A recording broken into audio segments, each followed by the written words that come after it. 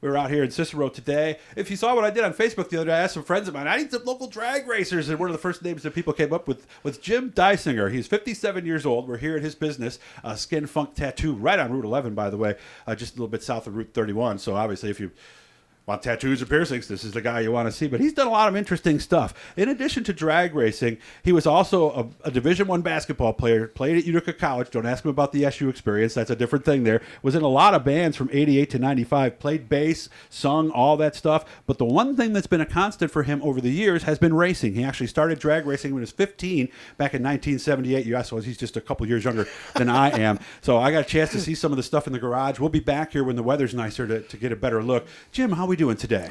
Doing pretty good so far. Ready to go? Are we ready to get back on the track here? Yeah, it's been a really long winter, and obviously a little bit of an illness, but I got out testing at the end of last year, so I'm ready to go this year. Good. And you look good. If you saw some pictures of him, by the way, from like 1989, you would not believe it, okay? You think of the Hairband Nation, or Hair Nation on Sirius. He could have been there, right there. So what do we have in the garage right now? What are we racing these days? Well, I got a 70 convertible Mustang, which was the first car I ever bought, 15 years old, and it is now a tube chassis Pro Mod. Street car, just street driven. It's heavily detuned, but big blower. People driving around Cicero will see it. I'll run it at the track. Every once in a while I'll just go up, make passes with it, just get it out of my system, which pretty much every year since I've been 15, I've managed to make passes. And what's there? There's a GT40 in there. Yep, it's a 69 GT40 tube chassis, supercharged small block car that I've been working on for 12 years now. And last year is the first year I put it on the road, drove it around. It's definitely badass ride, and that will be on the streets this year and at the track. So okay, and again we'll be back to look at that. But what he gets the most attention for these days are the electric motorcycles. He has 3 of them. If you go to his Facebook page and do some searching online, I'm sure you'll see this. He has one that in the quarter mile does 780 at 173 miles an hour. And you told me when you first brought it out, people didn't pay attention to it until all of a sudden they watched those numbers keep coming down. Yeah, a lot of laughs. It was all the extension cords, and it was jumper cables and D batteries, and it was funny. I mean, everybody, electric is, like nobody. It's a scooter.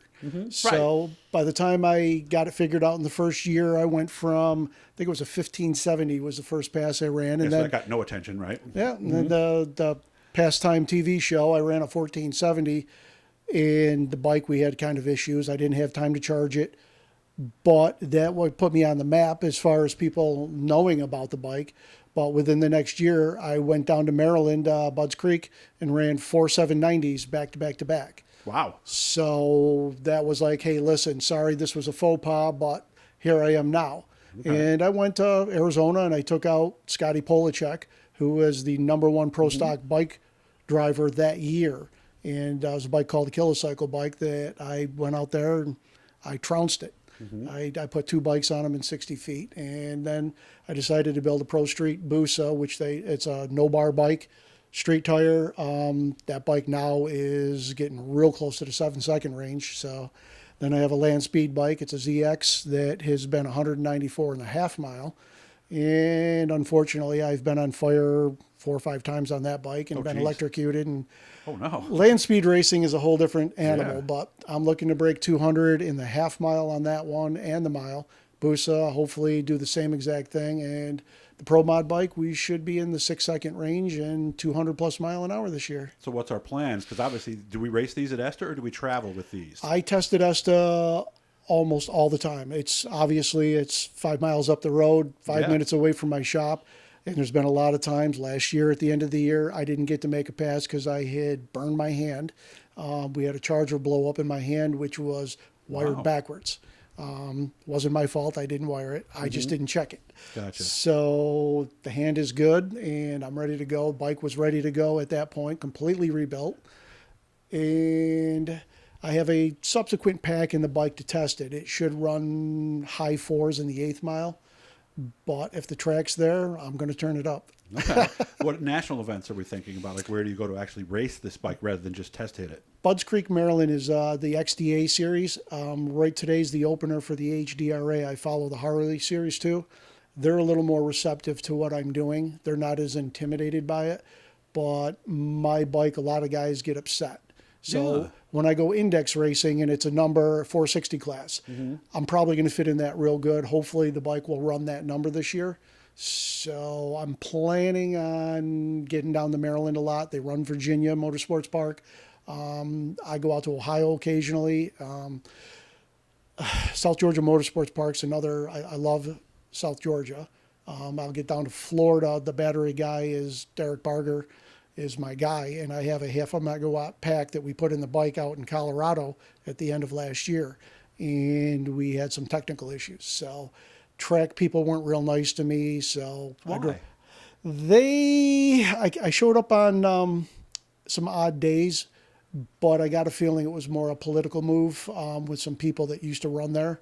Okay. They don't like the electric stuff, or they don't like people from New York? It was a really weird situation, and I'm not real sure what went on, but Okay. it was the worst treatment I've had at a racetrack. And obviously, Esta, everybody knows me, and I've known the Schmidt family my whole life, so I'm real comfortable running up there. And basically, I run test and tune.